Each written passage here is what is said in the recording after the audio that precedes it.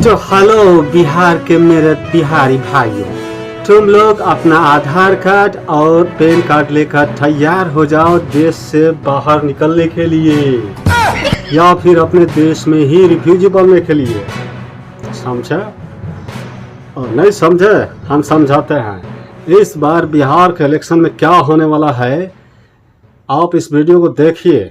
और एक बात बता दे वीडियो देखने से पहले कि आप लोग थोड़ा, आप किसी भी पार्टी को सपोर्ट करते हैं, चाहे किसी भी पार्टी के फैन हैं, अपना राजनीतिक वाला चश्मा जो है उसको उतार के इस वीडियो को देखिए और तब बताइए कि अब क्या होने वाला है। और इसको ध्यान से समझिए कि कैसे CAA और NRC में जो सबूत मांगे जाते थे वही सबूत फिर इसमें मांगे जा रहे हैं। देखिए, समझिए।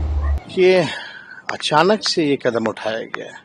पहले ये इलेक्शन कमीशन के शेड्यूल में नहीं था और इतना बड़ा कदम उठाया गया है, हमको याद भी नहीं है कि आखिरी बार इतना बड़ा कदम कब उठाया गया। और ये फिर से फ्रेश वोटर लिस्ट ये जो है बनाएंगे केवल मात्र 25 दिनों के अंदर। ये इम्पॉसिबल है। 8 करोड़ लोगों का आप डोर टू डोर कैसे जाओगे? आप डॉक्यूमेंट्स ऐसे मांगे जा रहे हैं जो गरीबों के पास है ही नहीं। और सबसे पहली बात, ये बाढ़ से हमारा बिहार 73% क्षेत्र जो है वो डूबा रहता है, ग्रसित रहता है, त्रस्त रहता है। लोग अपना जान माल बचाएगा कि इलेक्शन कमीशन को डॉक्यूमेंट उपलब्ध कराएगा, और वो भी ऐसे डॉक्यूमेंट जहां आपको आधार की मान्यता नहीं है, ना मनरेगा कार्ड की मान्यता है। आपको प्रमाणित करना पड़ेगा, अपने माँ बाप का बर्थ सर्टिफिकेट भी देना पड़ेगा। कितने हमारे माता पिता जो गरीब हैं उनका बर्थ सर्टिफिकेट है, कहाँ से लाएंगे वो लोग? ये पूरी तरीके से साजिश है। और जब आखिरी बार ये हुआ था तो लगभग 2 साल लगे थे इस प्रक्रिया को पूरा करने में, तो ये 25 दिन में कैसे प्रक्रिया पूरी कर लेंगे? आपको याद होगा जब आप CAA और NRC का विरोध किया करते थे और पूरा देश लामबंद हो गया था कि हम लोग तुमको गलत तरीके से इस देश की नागरिकता साबित करने नहीं देंगे, क्योंकि सरकारों ने ऐसा इलाज ढूंढा है उनका विरोध करने वालों का कि आप चाहकर भी अपनी बात को लास्ट मोमेंट तक नहीं रख सकते। वर्ल्ड इकोनॉमिक फोरम ने जिस तरह से गेम खेला है और पॉप ने, इजराइल ने जिस तरह से इस पूरे के पूरे षड्यंत्र को अंजाम दिया है, इसका यदि आपको सबूत देखना है तो बिहार के चुनाव पर नजर बनाए रखिए।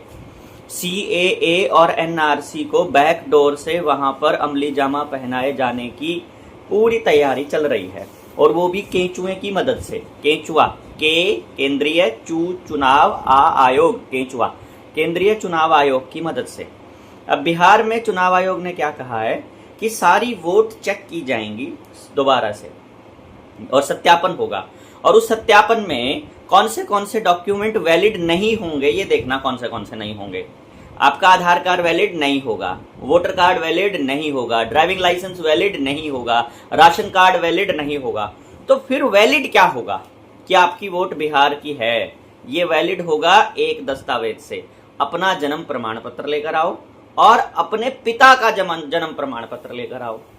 अरे भाई, कितनी बार तो बाढ़ आ चुकी है, सारे डॉक्यूमेंट तो बह चुके हैं, और भारत वैसे भी डॉक्यूमेंट आधारित देश नहीं रहा है। इस बात को समझिए। प्रकृति के कानूनों को मानने वाले देश को ये लोग पॉप के कानून को मानने वाला देश बनाना चाहते हैं, और आप कुछ बोलेंगे नहीं। आप क्या, विपक्ष भी कुछ नहीं बोलेगा, उसके भी मुंह में दही जमी है, बाकी चीजें सारी की सारी कर लेंगे, वो सब कुछ कर लेंगे, लेकिन इतना बड़ा खेल चल रहा है इस पर कुछ नहीं बोलेंगे। भाई, इस पर बोलना बनता है सबका, क्योंकि देश का नागरिक वो नहीं है जिसके पिता का प्रमाण पत्र यहाँ का नहीं है तो क्या वोट नहीं डाल पाएगा वो? समझ रहे हैं ना?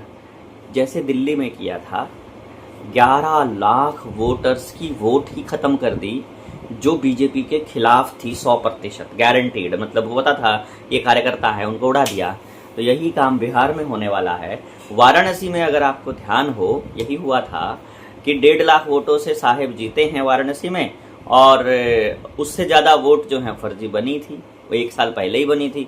इस खेल को कौन नहीं जानता है? आप नहीं जानते तो भैया फिर हम क्या कह सकते हैं इसके बारे में?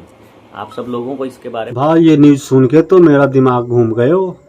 अब मैं जा रहा हूँ अपने बाप और दादा का जन्म प्रमाण पत्र लाने।